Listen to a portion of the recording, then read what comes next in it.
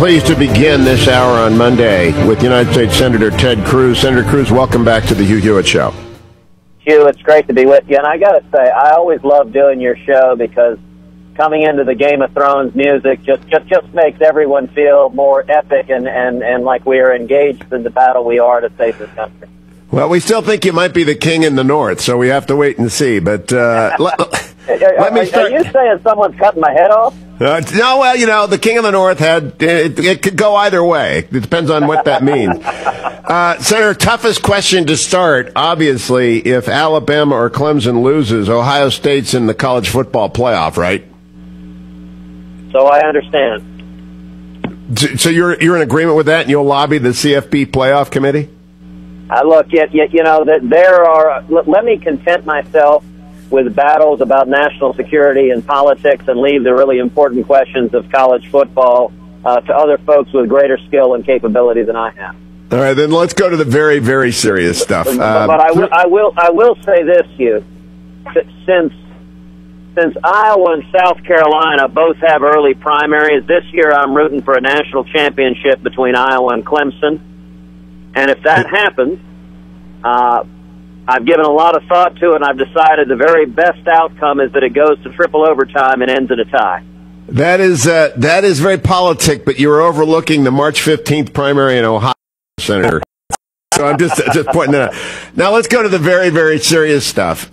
Jennifer Markovsky, Kara Stewart, and Garrett Swayze, the last police officer, lost their lives in Colorado when that gunman killed them last week. On the CBS News write-up yesterday, though, of this, there is this paragraph. On Sunday, Planned Parenthood said, "Dear," that's the killer's words, match the, quote, hateful rhetoric, close quote, GOP presidential candidates and many conservative leaders have been using since now discredited, secretly taped videos discussing the procurement of fetal body parts for medical research came out. Now, first of all, that's CBS editorializing. I don't think these videos have been discredited in the least. Do you, Senator? Look, of course they haven't, and that's CBS behaving like the mainstream media always does, as liberal partisans. And indeed, it's one of the most striking things that none of the major network news have been willing to even show the Planned Parenthood videos, which demonstrate senior Planned Parenthood officials being caught on tape, apparently committing a pattern of ongoing felonies. But none of this is surprising. The media, just like Barack Obama and Hillary Clinton, are trying to politicize this tragic shooting. This man was a deranged, homicidal killer, and you and I are both unapologetically pro-life, and that means defending every human life, including the unborn, but also including the police officer and the civilians who lost their lives.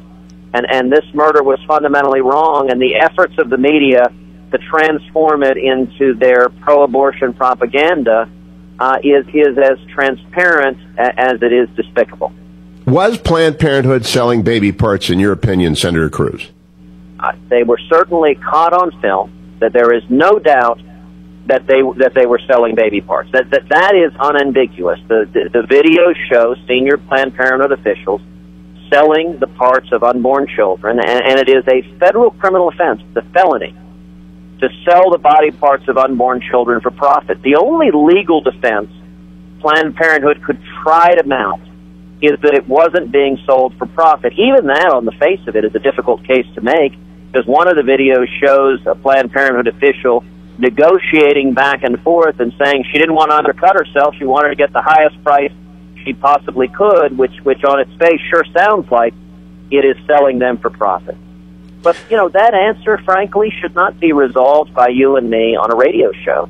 That answer should be resolved by a grand jury and by the Department of Justice presenting the evidence to the grand jury to determine whether Planned Parenthood committed a pattern of felonies. And it is only because the Obama Justice Department is the most politicized and partisan Justice Department that we've ever seen that nobody on earth thinks there's any chance they would ever investigate, much less prosecute Planned Parenthood. I can tell you this, Hugh, if I'm elected president, on the first day in office, I will instruct the U.S. Department of Justice to open an investigation into Planned Parenthood and to prosecute any and all criminal violations by that organization, because criminal justice should be blind to party or ideology. Instead, it should be driven by the facts and the law, and that doesn't happen in the Obama Justice Department. Senator Cruz, I begin with this because there's obviously a concerted effort. It's an Orwellian effort to delegitimize criticism of Planned Parenthood. And I brought up on Meet the Press yesterday the name Floyd Lee Corkins. That's the man who went down to the Family Research Council with the intention of murdering many people because of the opposition of the council to same-sex marriage. He's been convicted to 25 years to life. He was a terrorist, like this guy was a terrorist at the Planned Parenthood thing. But there was no attempt by conservatives to demonize advocates of same-sex marriage. The reverse is not true right now. And I'm worried about the First Amendment. In fact, if I can play for you Governor Hickenlooper in Colorado yesterday, Governor of Colorado, I'm at Colorado Christian University today. He was on State of the Union. Here's what the governor of Colorado said. Well, certainly it is a form of terrorism, and maybe in some way it's a function of the inflammatory rhetoric that we see on so many issues. Now there are bloggers and talk shows where they really focus on trying to get people to that point of boiling over, just intense anger. And I think maybe it's time to also look at how do we tone down some of that rhetoric. Obviously, no one's going to try and reduce free speech in this country, but that rhetoric clearly is, if people are in some way emotionally unstable or psychologically unbalanced, that intensity of rhetoric sometimes seems to pull a trigger in their brain that they lose contact with what reality is. Now, if Governor Hickenlooper made the same statement after Corkins tried to kill the Family Research Council people, I do not remember it, but Senator, that's clearly an attempt to intimidate speech. Look, of course it is. And it seems to me journalists ought to ask those same Democrats, whether it's the governor or whether it's Barack Obama or whether it's Hillary Clinton, if they believe the inflamed rhetoric of Black Lives Matter has contributed to the targeting and murder of police officers. And one of the things, to be clear, you want to talk about inflamed rhetoric, Black Lives Matter has been caught, their protesters on film chanting, "Pigs in a blanket, fry 'em like bacon." Now that is hateful rhetoric, and I don't see any reporters asking Hillary Clinton when she meets with Black Lives Matter whether she agrees with those sentiments that we should be murdering police officers. And I would contrast that to what you and I were talking about just a minute ago on Planned Parenthood. Neither of us expressed any sentiments remotely like that. We said the federal criminal laws in this country should be enforced against anybody who violates them, and there shouldn't be a partisan exemption for friends of the Democratic Party like Planned Parenthood. That's not overheated rhetoric. That is, in fact, simply following the law and respecting the rule of law. And before I switch to the 2016 race, I have been doing pro-life events for 25 years. I've probably done more than 100 of them. I have never met, not once, a single pro-life activist who is in favor of violence of any sort. Have you, Senator Cruz? I have not. And I would note that this whole episode has really displayed the ugly underbelly of the media. Every time you have some sort of violent crime or mass killing, you can almost see the media salivating, hoping desperately that the murderer happens to be a Republican so they can use it to try to paint their political enemies. Now, listen, here's the simple and undeniable fact. The overwhelming majority of violent criminals are Democrats.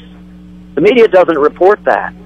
What they report, and there's a reason why the Democrats for years have been viewed as soft on crime, because they go in and they appoint to the bench judges who release violent criminals. They go in and they do what Barack Obama tried to do, which is appoint a lawyer who voluntarily represented for free a cop killer to a senior Justice Department position.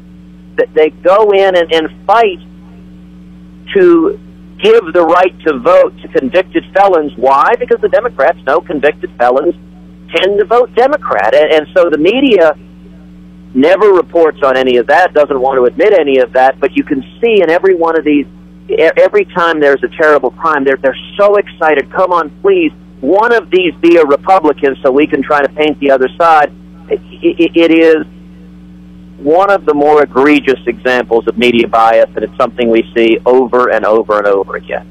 There are lots of other egregious examples. Stay with me, Senator Cruz, through the break. I'll be right back, America. More Ted Cruz coming up from Iowa, where he said the string of extraordinary rallies. Lots more to talk about. Right now, I'm talking with United States Senator Ted Cruz. All right, Senator, I'd like to switch over to 2016. I've described this race as the 1500 followed by the 10K followed by the marathon, and the 1500 is underway right now before the debates and prior to Iowa. And I remember Mary Decker and Zola falling down. I remember Jim Ryan in 1972 falling down. You and Marco Rubio are now kind of in the 1500 kick lap, and you're running into each other. Is that the way it's going to be between now and the end of February? Well, let me say, since you're one of the moderators for the next debate, I very much hope it does not include a 1500 or a 10K or a marathon. I was told there would be no exercise in this debate, and that I might have to denounce Hugh Hewitt's media bias if you start making us run the track. But are you guys locking elbows and pushing around each other? Is that where the race is going at this point? Because it looks like Dr. Carson and Donald Trump are in their own separate media worlds, but you two are engaging. Well, Hugh, look, I think what we're seeing is the race is starting to sort itself out. We started out with 17 candidates, and everyone bemoaned, gosh, there's so many candidates, there's so many terrific people who are so talented, how do we make a choice? And what we're seeing is as the primaries are approaching, the vetting and the slimming down of the field is occurring. We've had three candidates drop out already, Rick Perry and Scott Walker and Bobby Jindal, all very good men, strong governors and all people who were competing primarily in the conservative lane. I think that has been very beneficial to my campaign because we've seen their supporters, we've seen conservatives uniting behind our campaign. And if you look at the national polling in the field, there are only 4 candidates who are polling in double digits, and that is Trump and Carson and myself and Rubio. And everyone else is at 4% or below. So I think that's the natural sorting of the field. And you would expect that to happen. I mean, we're a couple of months away from the Iowa caucuses, and in all likelihood, by the end of March, this primary is going to be over and we're going to have a nominee. And so it is unsurprising that both voters and also media observers are beginning to focus on the policy differences between the candidates. And as you know, my view has consistently been I'm not going to engage in the personal attacks and the ad hominems and the mudslinging. And indeed, if others attack me, I won't respond in kind. But I do think it is entirely appropriate to have policy differences, to focus on differences in record and policy and vision. And that should be the bread and butter of politics. And I hope and expect in the next debate that will be we will continue to see those differentiations which help primary voters decide which candidate to support. I agree. Now, Chuck Todd asked me yesterday about the metadata debate, and here is his question and my answer. Is Cruz vulnerable? Yes, he is. And the debate on the 15th, in which I'm a panelist, that will come up. If I have any hope to turn that towards a national security focus, that is a major deal because the French were not able to follow, with the best homeland security in Europe, were not able to follow the terrorists who attacked Paris, and the collection of metadata will matter. Okay, so Senator Cruz, I hope to bring it up. I don't know. I never get to make the final cuts on these things, and who knows what's going on. But the Freedom Act debate between you and Marco Rubio, I'm not going to take a side on it, but I think it's going to come up. What do you think about it? Oh, sure. I think it is likely to come up. And I'll say, by the way, on the first question, I have publicly lobbied CNN. I'd like to see you get a lot more questions, Hugh. I'd love to see you get into a detailed foreign policy discussion because there are very few national commentators with anything close to your level of knowledge and sophistication. I think that would be beneficial for the voters. And I was disappointed. You're not going to respond to this other than to say something gracious, but I was disappointed at the last debate you were at that I thought you didn't get nearly enough questions, and so I'd like to see you get a lot more airtime. Well, thank you, but I am going to say it went well, and the second one will as well. But what about the metadata? So on the metadata, you're right that a PAC that is supporting Marco Rubio is putting about $200,000 in running an attack ad in the state of Iowa right now, going after me on national security. And I have to say my first reaction when I saw the attack ad was to chuckle. I don't think it is an attack that is going to work. I think it is a substantively false attack.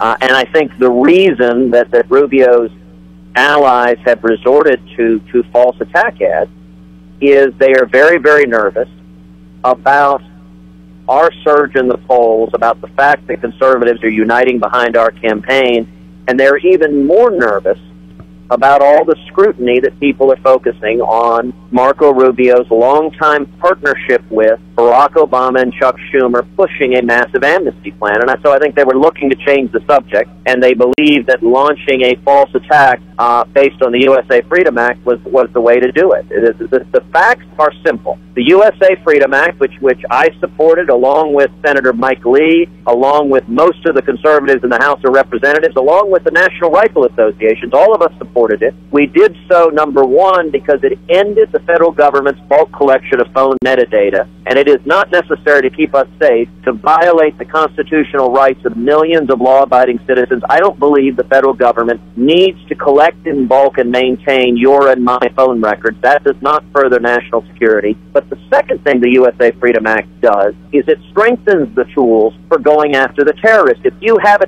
terrorist, if you have someone who is communicating with terrorists, we need law enforcement and national security to have the ability to intercept their phones, to intercept their emails, to go after and target them. And the USA Freedom Act strengthens the ability to go after the bad guys. That's why the Rubio PAC ad is false and knowingly false. And I think their efforts to change the topic from Rubio's longtime support of amnesty, I don't think that's going to be successful.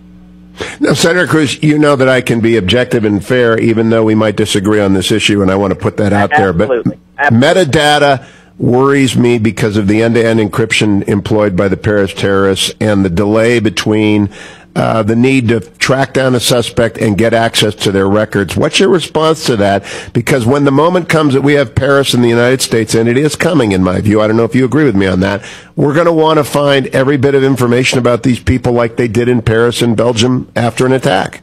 So hold it right there. We'll come back. We'll come back and we'll talk about that after the break, America. Metadata is very important, and I want Senator Cruz to have the opportunity to answer that. It's a huge debate that has broken out. Right now I'm enjoying a conversation with United States Senator Ted Cruz. We went to break. We're talking about metadata, the dangers of end-to-end encryption with Senator Cruz. When the moment comes that we have Paris in the United States, and it is coming in my view, I don't know if you agree with me on that, we're going to want to find every bit of information about these people like they did in Paris and Belgium after an attack.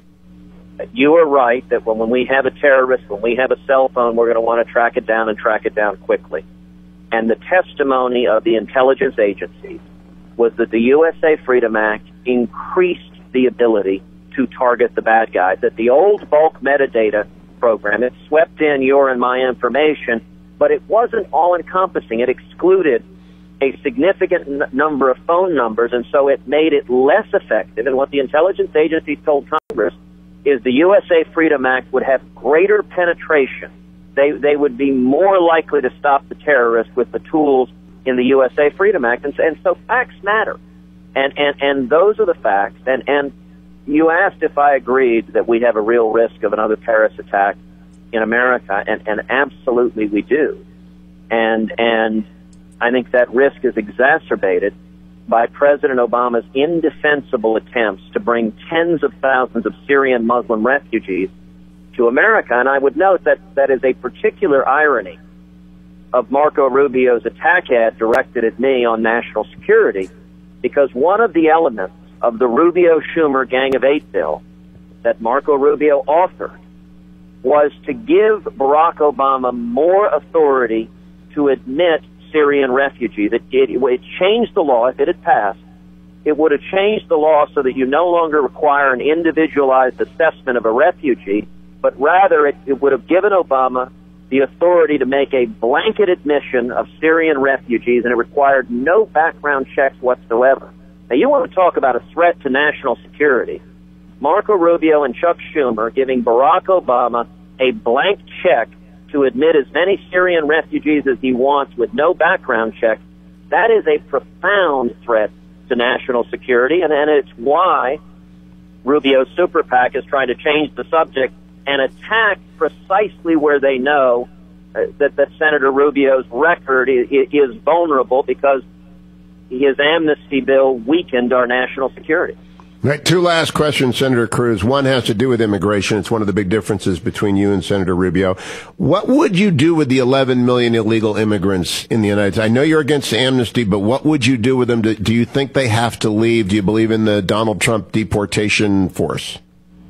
So, Hugh, I think the way we should approach immigration is we should solve it one piece at a time. I do not support comprehensive reform that tries to answer everything all at once. And so the question you just asked is where the conversation begins, particularly when Democrats are pushing it. In my view, we should start where there's bipartisan agreement. And there are two areas of significant bipartisan agreement. The first is that we have to secure the border and stop illegal immigration. There's overwhelming bipartisan agreement, especially outside of Washington, on that. The second area of bipartisan agreement is that we should improve and streamline legal immigration, that we should continue to welcome and celebrate legal immigrants. Americans by choice is what Reagan called them. I believe we should focus on both of those areas. So I have rolled out a very detailed immigration plan. It's 11 pages, single-spaced. It's all on our website, tedcruz.org, tedcruz.org, so you can read it chapter and verse. Most of the other Republican candidates have not put out an immigration plan at all. Under the Cruz immigration plan, we will start by securing the border. Now, that means, number one, we will build a wall that works. Current U.S. law, and you know this very well, Hugh, requires 700 miles of double-layered fencing, and the Obama administration has only allowed 36 miles to be built. I will follow the law, and we will build a fence and a wall that works. We will triple the Border Patrol. We will increase fourfold the fixed-wing and rotary-wing aircraft. We will put in place a biometric exit-entry system on visas. We will put in place a strong E-Verify system so you can't get a job without demonstrating you're here illegally. We will end catch and release, which is the Obama administration's policy when they catch an illegal immigrant, of giving them a summons and asking them to come back to court, and a whole bunch of them never show up. We will end the Obama administration's policy of releasing criminal illegal aliens. We will deport criminal illegal aliens. And all of that will be put in place first. My view is the first thing we should do is secure the borders. We will also end President Obama's amnesty, rescind his illegal executive orders, and the president uses the money from legal immigrants to fund his amnesty program. Instead, I would use that money to improve legal immigration, to decrease the paperwork, the bureaucracy, the waiting periods. And so your question, what do you do about the people who are here illegally? Hold it right there, Senator. Hold it. We'll come back to my question in just a second with Senator Ted Cruz. It's Hugh, I'm talking with the United States Senator Ted Cruz. On this occasion, by the way, of the 50th anniversary of the first Charlie Brown Christmas, President Obama is in Paris. Believe it or not, New York Times is giving us updates on the Paris climate talks. I can't imagine anyone paying any attention to that whatsoever. I'll be on New Day CNN tomorrow with Alice, and very early, about 7:10 in the morning, talking about this interview with Senator Cruz and about the immigration question, Senator, which we went to break with. So your question, what do you do about the people who are here illegally? Once we secure the borders, you stop filling the boat that is sinking. A number of people go home voluntarily every year to be with their families. That population will start shrinking. After that, you deport the criminal illegal aliens. The population continues to shrink. After that, you put in place strong E-Verify so those here illegally can't get jobs. The population continues to shrink. And then once we have finally demonstrated to the American people that we have secured the border, the problem's solved. It's not a promise from a politician. It's not empty words. It's been done. Then and only then, I think we should have a conversation with the American people about what we should do about whatever smaller population remains. But I don't think we should start there at the front end. We should start with border security, and that's what I'll do as president. Fair answer. Last question. It is reported that earlier today you told a group of Iowa voters that Donald Trump is simply not going to be the Republican nominee. Mr. Trump responded in a press conference saying that's something you had to say. What did you say, Senator Cruz, and what do you mean by it? Well, Hugh, as you know, the mainstream media is trying desperately to pick a fight between me and Donald Trump. And so at every press stop, they basically ask the question, please insult Donald Trump, please say something nasty. And I consistently laugh and refuse to do so. I like Donald Trump. Others have thrown rocks at him. I ain't going to do it. I'm going to keep the focus on substance. Now, what I also say is, listen, we are campaigning to win. I don't believe Donald Trump is going to be the nominee. I don't believe Ben Carson is, or Marco Rubio is, or Jeb Bush is, or anybody else is. I believe we're going to win the nomination, and we're going to win the general in November 2016. And so I'm working every day to earn the support of Donald Trump's supporters. I'm working every day to earn the support of Ben Carson's supporters and Rubio's supporters and Jeb Bush's supporters. We're working to reassemble the old Reagan coalition, and what is unbelievably encouraging. You know, Hugh, we're in the middle of a 3-day tour through Iowa, 16 counties, and everywhere we're going, we're seeing standing room only. You know, Saturday night we went to a Casey's in Sheridan, Iowa, small town. Casey's is a service station and restaurant, and at a gas station at 11 o'clock at night on a Saturday night, we had 70, 80, 100 people packed into a gas station. We're seeing that kind of energy and excitement as conservatives are uniting. And if that continues to happen, we win. What the Washington establishment wants to do is divide conservatives. They want some conservatives here, some evangelicals over there, some libertarians over there, some Tea Party folks over there. And what is so encouraging is we see conservatives coming together. We've had over 500,000 contributions at tedcruz.org. And if that keeps happening, if conservatives unite, we win. And that's what we're working every day to bring together and make happen. Senator Cruz, thank you. And I leave you with the admonition to revisit your Ohio State prediction in your lobbying of the college football playoff board, because I think that... You know, I'll tell you what, Hugh. Let's take a Solomonic answer and cut the baby in half. Since the Iowa and South Carolina primaries are coming up soon, let's start with the Iowa-Clemson National Championship game this year. And since Ohio is a critical swing state, next year as we're approaching the general, I'll agree with you that Ohio and Florida can go to the national championship next year when they vote for us and ensure that we end 8 years of the disaster of the Obama-Clinton domestic and foreign policy. Senator Ted Cruz, always a pleasure. Thank you, Senator. See you in Las Vegas. Take care, Hugh.